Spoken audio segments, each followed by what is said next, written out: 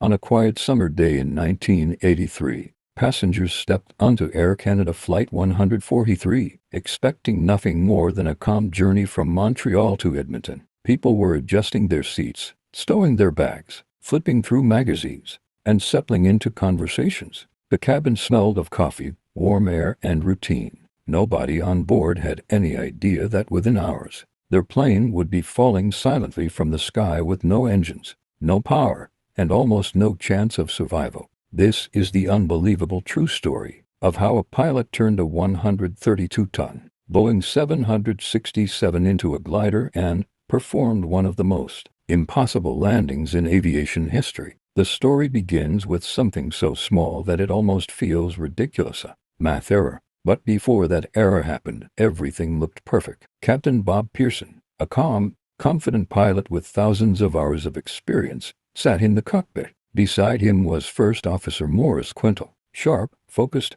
and always prepared. The aircraft they were flying, the Boeing 767, was brand new at the time. Air Canada had only recently added it to their fleet. It was advanced, reliable, and filled with state-of-the-art computers. It was also one of the first aircraft in the airline to switch entirely to the metric system, and that simple detail would change everything. That morning, the fuel gauges on Flight 143 malfunctioned. A normal pilot might have delayed the flight, but this was the 1980s. Flights didn't get cancelled easily. Fuel could be calculated manually. The ground crew came together with their charts and calculators. They knew the fuel tanks needed a certain number of kilograms, but their equipment still measured fuel in pounds. They converted the wrong way. Instead of calculating kilograms from liters, they calculated pounds from liters, and because pounds are lighter than kilograms, the final number appeared correct, even though the plane had barely half the required fuel. No one caught the mistake, not the fueler, not maintenance, not the pilots, not the computers. Everything appeared normal as Flight 143 rolled down the runway and climbed into the sky. For the first hour of the flight, nothing seemed off. Passengers dozed peacefully. Drinks were poured. Children laughed. The engines roared with that strong, confident hum that reassures every traveler. But 41,000 feet above the ground, something invisible was happening. The fuel was running out fast. At first, there was only a faint beep inside the cockpit, a fuel pressure alarm. The pilots checked their instruments. Everything looked fine. They assumed it was a faulty sensor. Modern aircraft were filled with complicated electronics, and false alarms weren't uncommon. But then the left engine failed.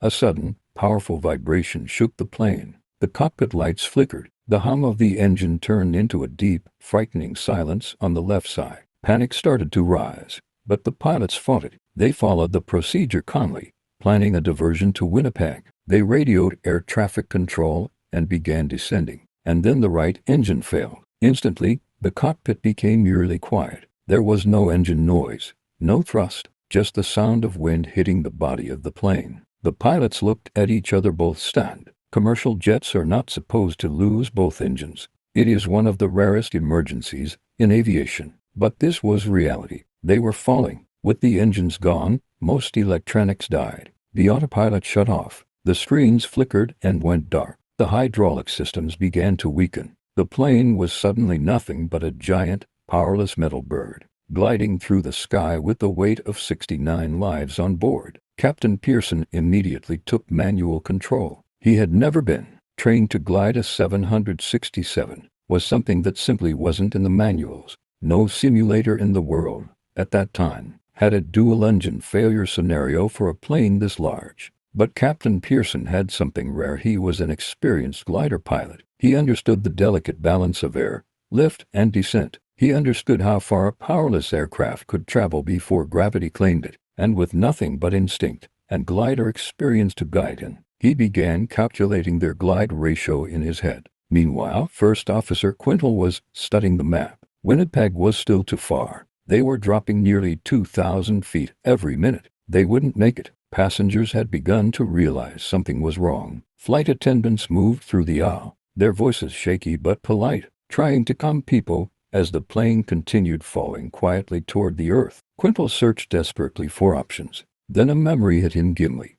During his military days, He had flown near an airbase in Gimli, Manitoba. It had a landing strip, or at least, it used to. They didn't know if it was still operational. They didn't know if it was safe, but it was the only chance. He told Captain Pearson, "Gimli. We might make Gimli." Captain Pearson didn't hesitate. He turned the dead aircraft toward Gimli, but the situation only grew more terrifying. With no engines, the plane couldn't extend its landing gear normally. The hydraulic pressure was too low. The crew managed to crank the gear manually, but the nose gear refused to lock. That meant that even if they reached the runway, the front wheels would collapse on landing. The plane would hit the ground nose first. Still, they had no choice. Gimli was coming closer, but then something even worse appeared through the windshield. The runway was not empty. In fact, it wasn't a runway anymore. It had been transformed into a racetrack. A local community event was happening. Families were camping. People were barbecuing. Children were playing. There were cars speeding on the straightaway. No one on the ground had any idea that a massive commercial jet was descending toward them silently, because, with no engines, Flight 143 didn't make the usual roaring sound of an approaching aircraft. It was gliding quiet, deadly, and unexpected. Captain Pearson had seconds to make a decision. If they approached normally, they would overshoot the runway and crash into the crowd. If they came in too low, they would hit the people directly. He needed a miracle maneuver, and that's exactly what he attempted. He tilted the entire aircraft sideways, performing a forward slip. This maneuver is common in small gliders but almost unheard of in commercial jets, especially something as large as a 767. Sideways angle created massive drag, causing the plane to drop quickly without gaining speed.